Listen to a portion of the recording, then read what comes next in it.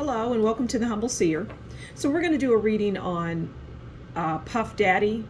I know he was P. Diddy at one time. Well, his name is Sean Puffy Combs.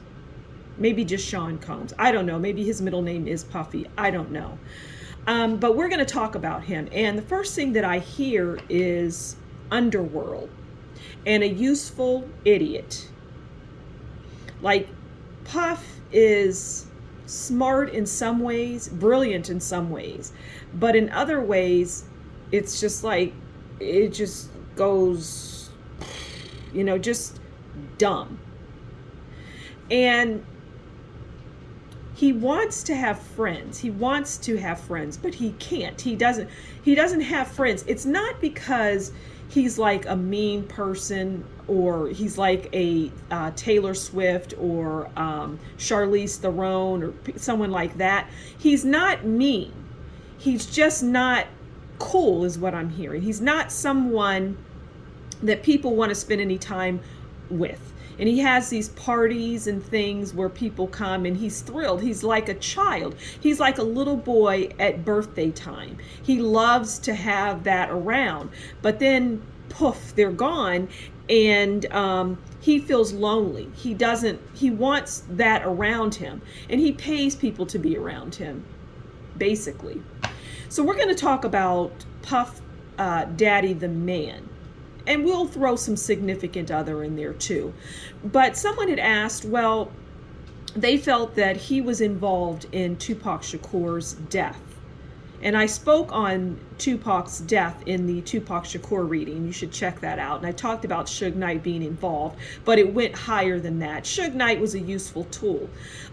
So the answer to the question, was P. Diddy involved, is indirectly and directly, okay? And I'll explain. So he was involved in that. He knew, because see, Puff Daddy is kind of like, he's the gatekeeper of things, which is why his popularity is so high. And it's not because he's popular or because he has good music, because I'm hearing he does not. It's crap, I'm hearing. But his popularity is there because they pay for him to be popular. It's not a reality popularity. It's a paid for popular. Because the industry can create you and make you something that you're not. I mean, that's what auto-tune is for a lot of people, right? So they'll create you and blow you up and make you look as though you have 1 million, 100 million, 300 million followers, when in reality, you might have 50,000. And you'll know that you only have a few. If you, for example, when Twitter was in its heyday, you would have a celebrity that had millions of followers, but they only had a few thousand retweets or a few thousand loves or likes. It was never in the numbers that the number of interaction, which was what I just described, is in nowhere near the number of people that were supposed to be following or subscribing, right? I think you understand what I'm saying. So he was created. He's a created fiction, is what I'm hearing. And but he is the gatekeeper. So we'll go back to that. He is the gatekeeper of things. So to answer the question about him being involved with the murder, it was directly and indirectly. Was he there? Was he like a Suge Knight involved? No. But indirectly, he knew all about it. So he's directly involved in that he's involved with all the players. And he has knowledge, but he did not pull the trigger. He didn't know when it was going to go down, things like that. So he was indirectly by the nature of what he does in the industry, which is a gatekeeper. He's that person that you go to get initiated. He's an initiator. And that's why he's so wealthy and he has so much, but yet he's very, very lonely. So let's get into it. Let's pull some cards and see what we can glean in addition to what I've said. So, if you want to say that he was involved in Tupac's murder, you absolutely can say he was. But, pulling the trigger and having involvement in planning and all of that, No. Understanding the plan, knowing about the plan, yes. Okay? But it wouldn't, I'm hearing it wouldn't stand up in court. All right, so let's pull a card and see what else we can glean.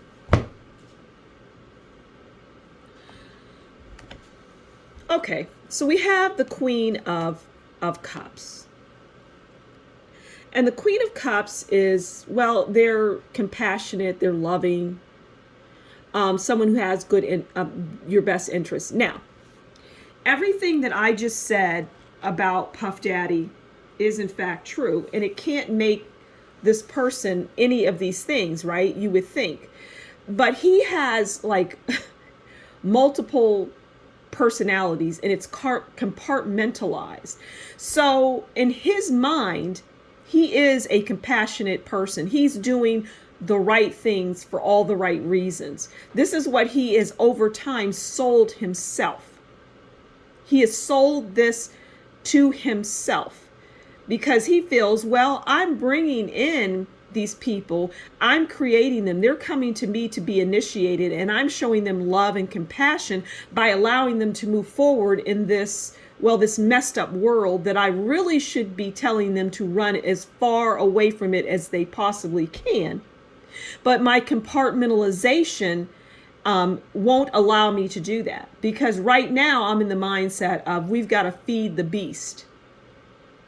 And we have to have a continuous revolving door of fools that will eventually become what we want them to become in the music industry and put out what it is that we want. And they'll be happy to do it because a lot of these people have come from nothing and they want something, and rightfully so. But they get sucked into this, and the naivete is what brings them ultimately to him. So in his mind, he is empathic, he is loyal and compassionate. But really, the devil should be next to this, where the other side of him is just evil. And there's no other way to put it. This person does not have the best interest, compartmentalizing or not, thinking that your brain is fragmented or not. Your brain is whole, and you're choosing to do what you do, because it makes you wealthy and it allows you to have parties and bring people that don't like you into your home.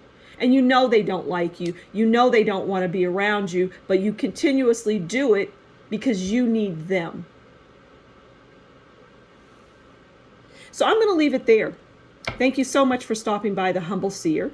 Please do consider liking, sharing, subscribing, and leave that comment below. I read all the comments, and I would love to know what you think about this reading.